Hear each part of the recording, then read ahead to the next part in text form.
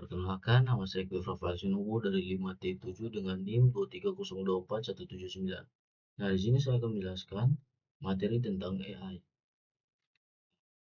Ada tiga inti topik yang saya ingin bahas, yaitu topik pertama itu definisi AI, topik kedua yaitu hubungan AI dengan DSS, dan topik ketiga yaitu peran AI dalam DSS.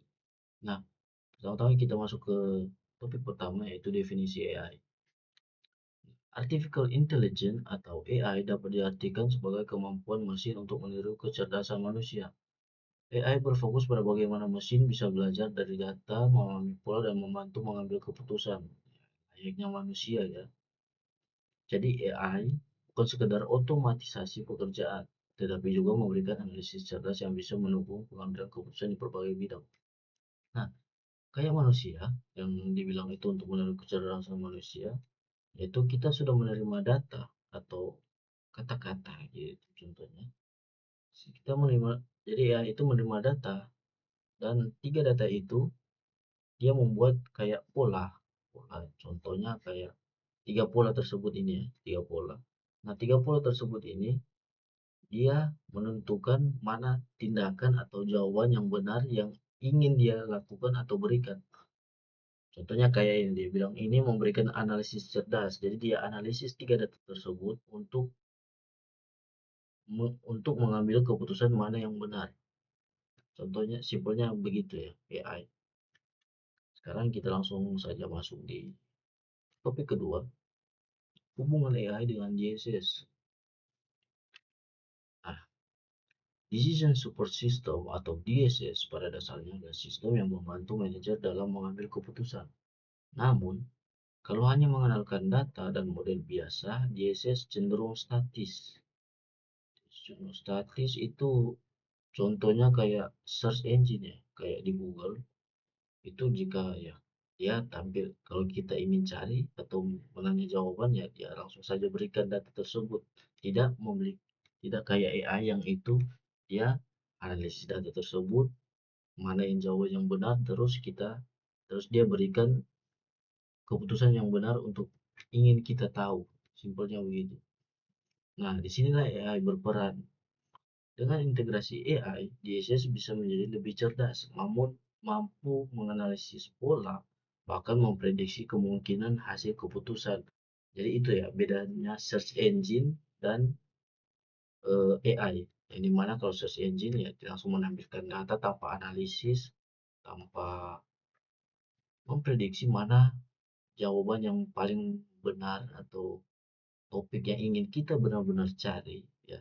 Kalau AI itu lain sebaliknya ya kan dia memprediksi, dia mau ingin analisis mana jawaban atau topik yang ingin kita cari begitu. Simpelnya begitu ya. Itu seperti otak yang membuat dia lebih adaptif terhadap perubahan situasi. Oke. Dan langsung kita masuk ke topik terakhir yaitu peran AI dalam DSS. AI berperan penting dalam meningkatkan kemampuan DSS. Pertama, AI bisa menganalisis data dalam jumlah besar dengan lebih cepat dan efisien. Kedua, AI mampu mengenali pola-pola tersembunyi yang mungkin tidak terlihat oleh manusia. Ketiga, AI dapat membuat prediksi atau peramalan yang berguna untuk pengambilan keputusan ke depan. Dan yang terakhir, AI terus belajar secara otomatis. Nah, secara otomatis itu ini juga bahaya ya. Kalau AI terus belajar-belajar begitu, ya layaknya manusia. AI ini dia simpelnya kalau ChatGPT ya, dimana kita tanya-tanya terus yang itu kita kasih prompt nih itu kayak layaknya dia melatih data-data yang mereka yang sudah ada ya, terus memberikan jawaban yang paling tepat itu yang mana. Jadi jika kalau kita ya sebagai user menulis prompt di mana contohnya kayak siapa yang lebih bagus antara Messi dan Ronaldo begitu contohnya. Nah, kan kalau data-data yang sudah ada simpelnya kan ya Messi itu lebih bagus ya secara achievement dan lain sebagainya.